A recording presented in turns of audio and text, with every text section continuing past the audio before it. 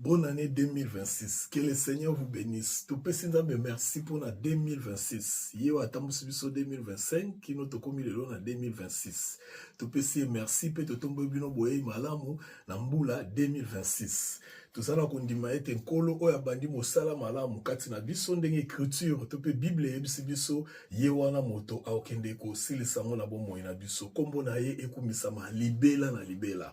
Merci na bino bopesa na biso confiance tant on surtout ali ko sala étude biblique oyo pe lelo ezali premier jour o tozongeli programme na biso ya étude biblique. Nzamba pambola bino wana toko continuer na bino mbula mobimba ndenge nzamba ko sala biso ngolu ndenge nzamba ko disposer biso ete toluka koyeba o ezali makomi na ye kola pambola bino. Merci mingi. Ane oyo nzambe azala la bino abatela bino nzambe o biso to dependaka ayeba komonisa ngolu pe mawa na ye likolo na bino nyonso. Biso tozo kwaka neloko moko et que la grâce de Dieu nous suffit. Yango ndeza kotambusa biso, yango ndeza liko mema biso na babisika nyonso tozali ko kende pe na nyonso tozali ko sala. Tozo kwa kaka na ngolu na nzambe rien que la grâce pamba te soki ngolu te tozali loko mosusu te. Donc tozali esengwa ko mona bino lisusu belé, tozali esengwa ko tombela bino mokolo malamu, ko tombela bino mbula malamu, ko tombela bino nyonso na ngolu na nzambe ezala malamu pona lokumu na kombo na ye. Merci beaucoup. Tozali na programme na biso to salaka. Il y a études bibliques sur les 7 dispensations et leurs alliances. Bandeko babanda na biso bokende ko revoir les susuba message biso to teaka, bokende ko revoir biloko nyonso to lobaka et surtout bo continuer ko s'abonner na page na biso to pe chaîne na biso YouTube Belfa Moema Bebeto officiel, Belfa Moema Bebeto officiel. Unande bokomona ensemble ya ba étude na biso ezali belé sous forme ya ba prédication. Pe les sous bo partager ba message oyo, bo inviter bato ba rejoindre biso l'étude oyo. Vraiment ceux qui ont besoin ya boyebi o ezali ba maloba to pe makomi ndenge ni nzamba disposa mo to pa prédisposa na kati na Biblia. En plus de cela, tout ça na bino bokta la page na biso Facebook, pe la page to sala na niveau ya TikTok pour nous permettre biso nyonso tous alaka à temps na o etali étude na biso. Kola pambola bino, tous en essayant ko retrouver bino après presque mikolo belé oyo tous qui ensemble était depuis l'année passée.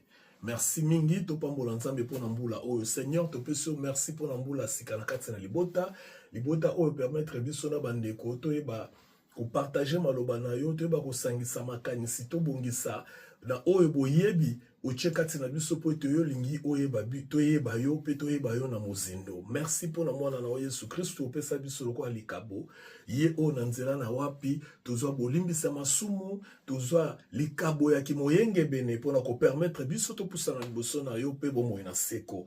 Merci papa pour na oya motu ya Yesu asala pour na biso akokisa nyonso pour na ko permettre biso tozwa accès epai na yo. Kombo na yo kumisama pona kimia na yo pona mapamboli na yo mbula oyo mobimba elongo na bandeko totiki na maboko na yo otambola na biso ozala na biso batela biso ozala nyonso ya biso po ete to dependaka epai na yo bikisa ba maladi salisa bandeko obazali na bapasi mikakatano pe kumisa kombo na Yesu Kristo na kombo na Yesu tobondeli amen alléluia. Tozana mokanda ya Hébreu chapitre 12.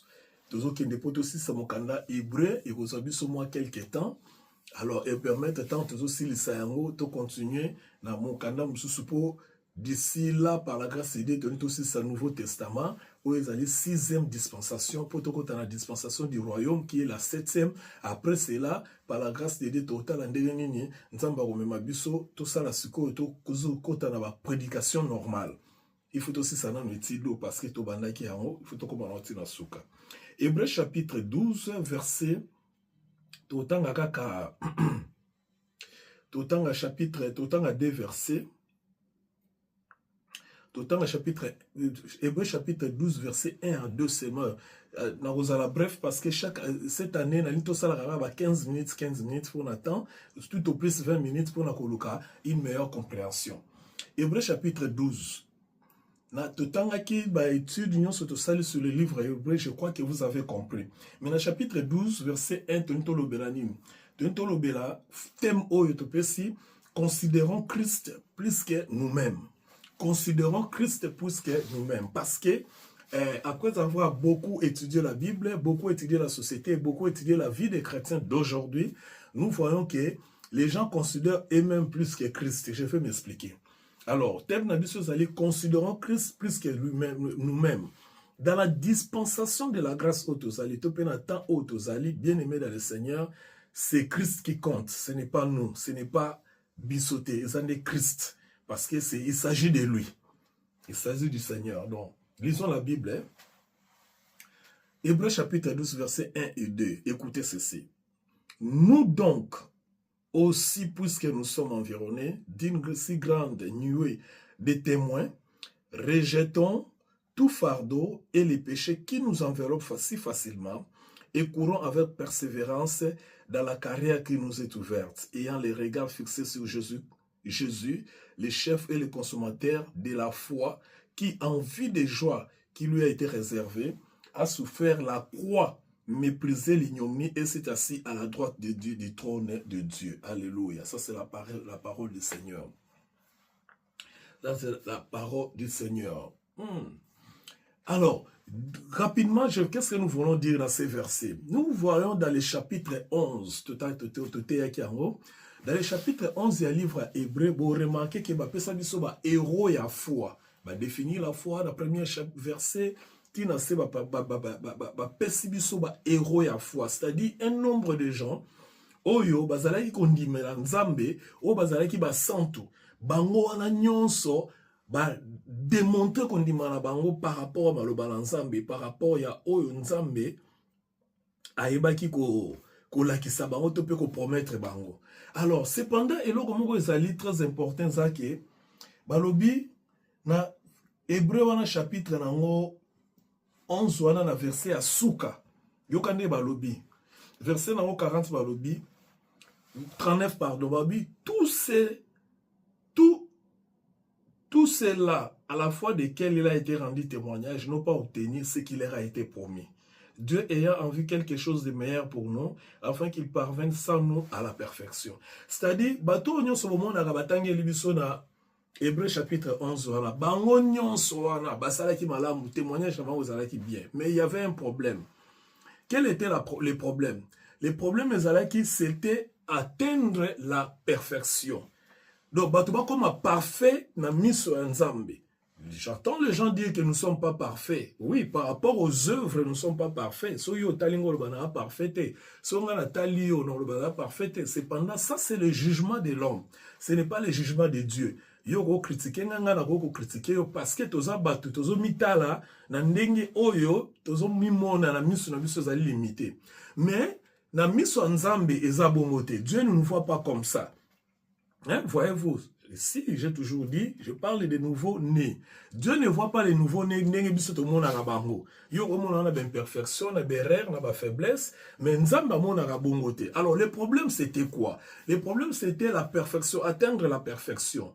La foi, ils allaient approcher Batuna Nzambe. Batuna Nyoso Bandimela Nzambe. Mais Bible dit que Bazoa et Loko Bazaï Konukate. Et Loko Bazaï Kozela. Qu'est-ce qu'ils attendaient? C'est ça le problème au Batbalinga comprendre.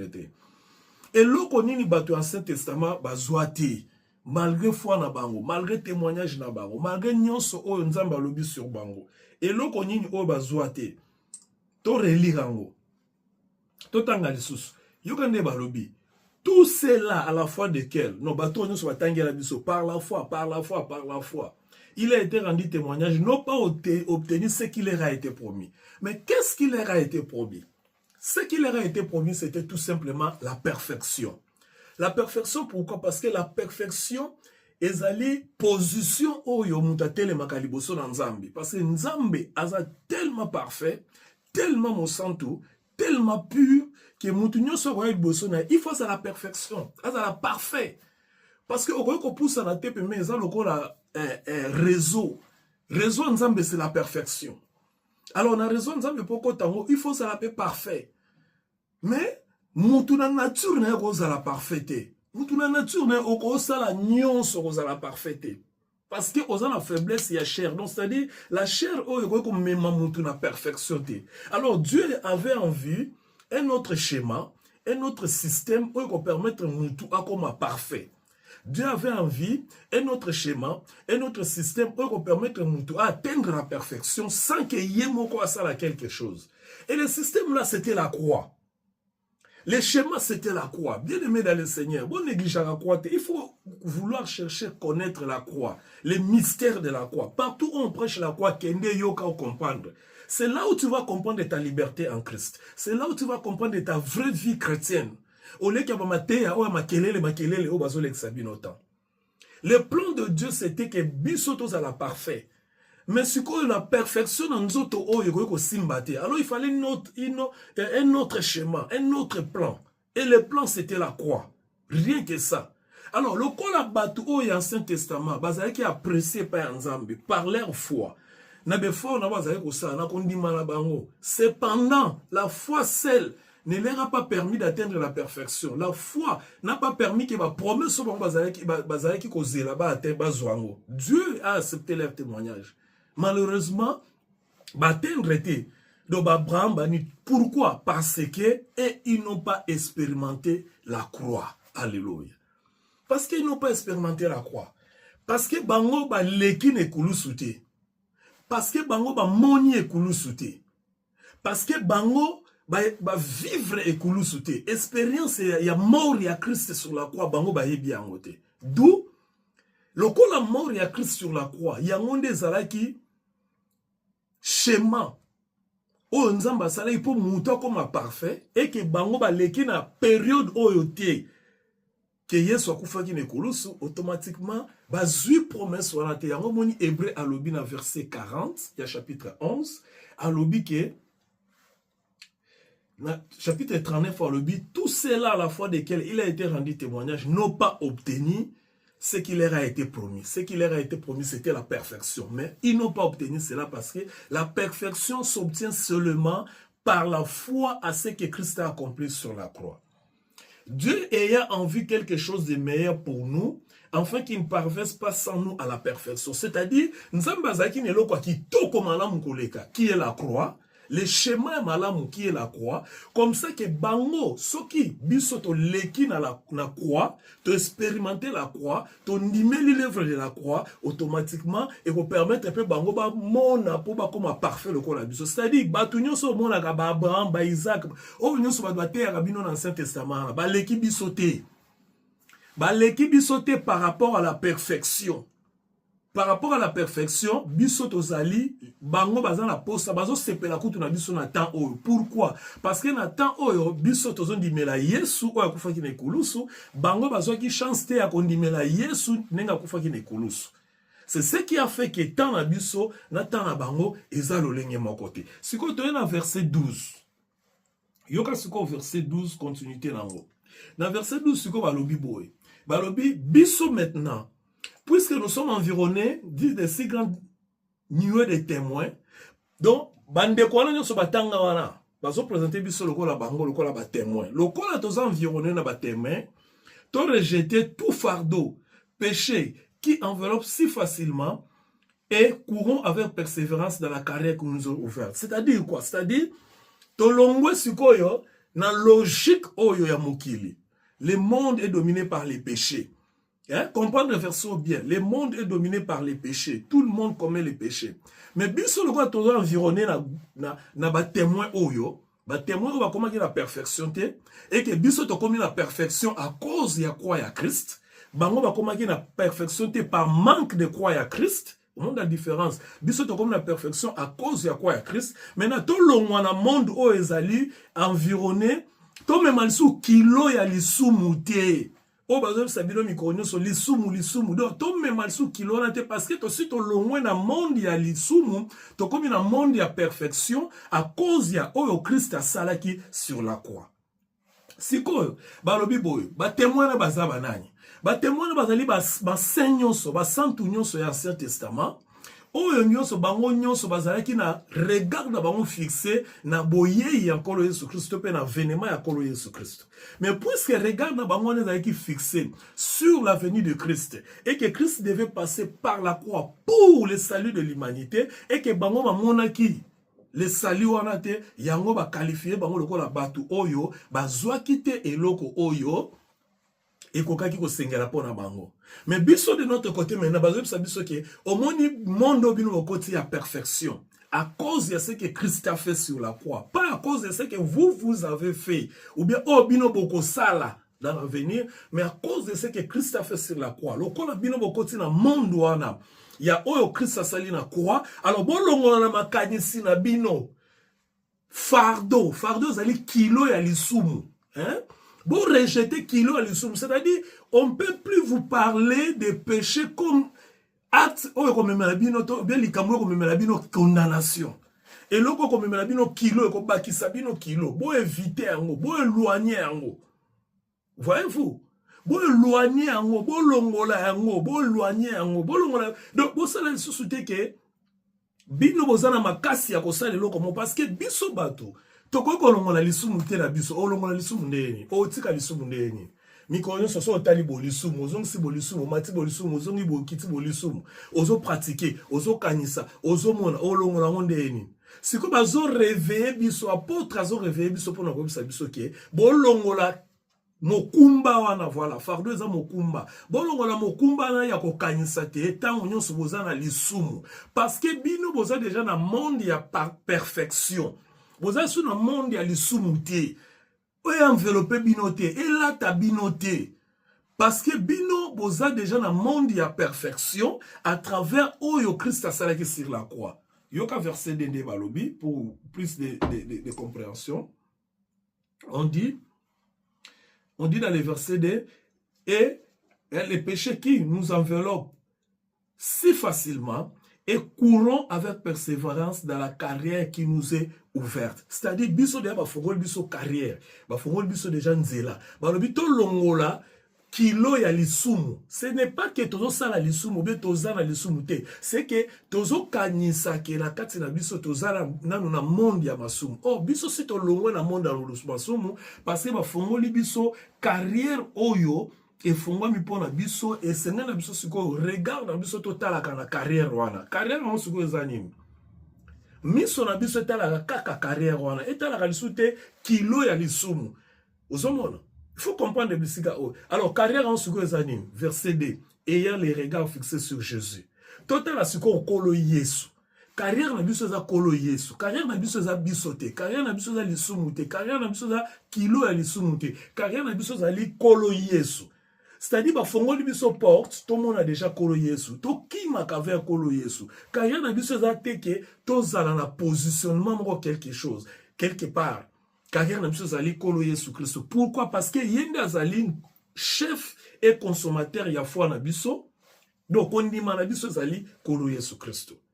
En vue de la joie qui a été réservée à souffrir sur la croix, méprisé, ignominé et s'est assis à la droite de Dieu le Père. Donc c'est-à-dire muto aleka ki ne kulusu ba nyokolie ayoki soni ba bwakeli soi akufi pona biso anasuka nyonso tangu yango akokisi nyonso wana akei kovanda na loboko mobali ya tata. C'est-à-dire tanga kokisi mosala o tata tindaki ye pona biso tolongwa na kilo ya lisumu tokoma parfait yende akei sikoyo kovanda na kiti ya bokonzi ya tata na loboko mobali ya tata, c'est-à-dire repos akei ko se reposer. Or on se repose seulement quand on accomplit sa mission, c'est-à-dire accomplir mission na ye akei kopema. Mais écoutez maintenant ce que je vais lire pour vous pour nous comprendre ce qu'on très bien. Hébreux chapitre 10, verset 7.